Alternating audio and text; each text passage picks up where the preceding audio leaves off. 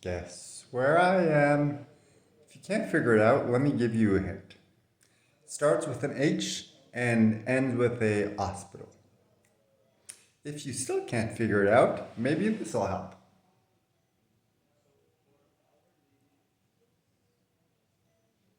And if you still can't figure it out, well, I'm sorry, but you really suck at this, so too bad for you. You won't know. Um, so, yes, I am in the hospital. They even gave me an amazing hospital gown, which I've chosen not to wear, and instead am using as a pillow whenever is necessary, because I don't get a pillow apparently. So, yeah, even though things aren't worse than they were before, I still chose to come to the ER simply because they're not getting any better. For the last week at this point, I've been throwing up at least once or twice per day, even though I am taking anti nausea medication. So clearly something is wrong. And even though I don't know what it is, and I'm pretty sure the doctors won't be able to figure out what it is either, um, it just was not sustainable to stay at home and force myself to eat a bit and then throw up. So basically, not being able to keep anything down. It's at this point, it's been a week. So I'm like, yeah, a week of basically eating almost nothing is not good. And I have no way of knowing how long this will last. So it simply does not make sense. So yesterday I came to that conclusion. I'm like, all right, I need to go to the ER. I need to spend at least a couple of days in the hospital and get some fluids. So I'm like, should I go today, yesterday, or should I wait till tomorrow? Because tomorrow, today, I have an appointment with, well, I have a blood test and then an appointment with my oncologist. So I'm like, maybe it makes more sense since it's already late in the day. If I go to the ER now, I'm probably going to have to wait half the night. I'm not going to.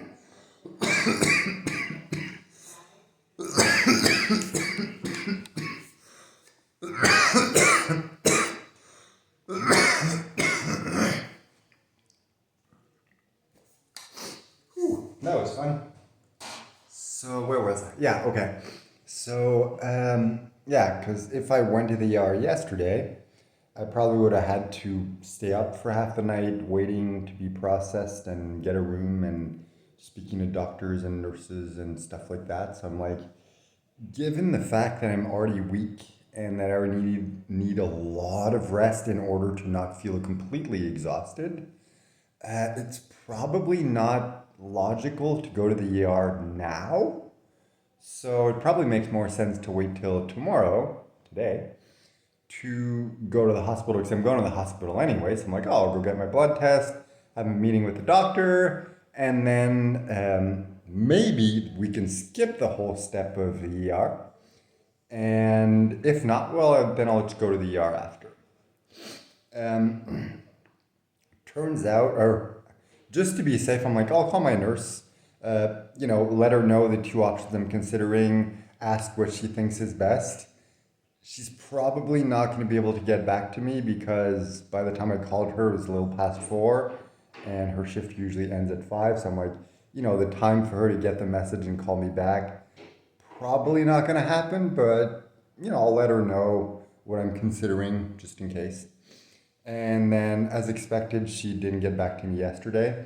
And I ended up coming to the conclusion like it makes more sense to just wait till the next day. So today, just go to the hospital, get the blood test, meet the doctor, and then they can tell me also their opinion like, yeah, okay, you need to be in the hospital for a couple days. So that seemed like the best option. Plus, I'll be able to get some rest and everything. So that's the option I went with. And then this morning, woke up, took a shower, as you can see. Um, Decided not to put my hair up because at this point it's getting too long and it just looks weird. And then packed everything I needed to go to the hospital. Didn't really have time to eat anything. Not that I really would have, even if I could have, because seeing how I had to travel to the hospital, I'm like, if I throw up, it's really gonna suck. So let me just drink the pterodactyl pee. and that should sustain me till I get to the hospital and everything. And on the way to the hospital, my pivot nurse calls me and she's like, yeah, just skip the blood test, skip the meeting, just go directly to the ER. They'll take care of you, and everything will be easier that way. So that's what I ended up doing. And surprisingly, things were very, very quick. Usually in the ER, it takes forever. But for some reason today, so we're Thursday morning, for some reason, um, things went really, really quickly. Like from the moment I set foot in the ER, and I had to speak to three different people to get registered and explain the symptoms and for them to know, like, kind of what to do, who to direct me to, and stuff like that, to the moment where I set foot in my room, the room where I now am, took about 20 minutes, which is a record. I've never seen that anywhere ever. So I don't know if it's just I got lucky, or Thursday mornings for some reason are a really good time to go to the ER. Whatever the case, I got really lucky. Everything went super quick. Like within an hour of getting here, it's like, all right, went through all three steps of registration, got to my room, three different nurses came in and like gave me the IV and gave me, like plugged everything in, explained a couple of things to me. They were like, the doctor's gonna come speak to you within the next 15 minutes. Within 5 minutes, the doctor was there, and I'm just like, wow, everything's going like super quick today. So I don't know what it is. I'm going to assume it's a mixture of I'm just really lucky, and well, actually, no, it's not a mixture of anything. It's just I'm really lucky. Whether it's I'm just lucky in general, or I'm just lucky as in today there's barely anyone here, so everything's super quick. Either way, I am lucky. There's nothing else to it. So yeah, as you can see, doing pretty much the same as usual. Yes, I still have breathing issues. Yes, I'm still coughing. So far I haven't thrown up today, but that's probably because I haven't eaten anything today. They're also giving me some liquid anti-nausea medication. So hopefully that works better than the pill form I was taking before. They also gave me a higher dose of liquid Decadron, which is the drug I've been taking to reduce the swelling in my head, because the only theory that they can come up with that makes somewhat a decent amount of sense to explain what I've been experiencing is maybe there's a little more pressure in my head than there should be, and that might have been what caused the throwing up. The only thing that seems weird in regards to that is the fact that whenever I've had that in the past, it was always accompanied by intense headaches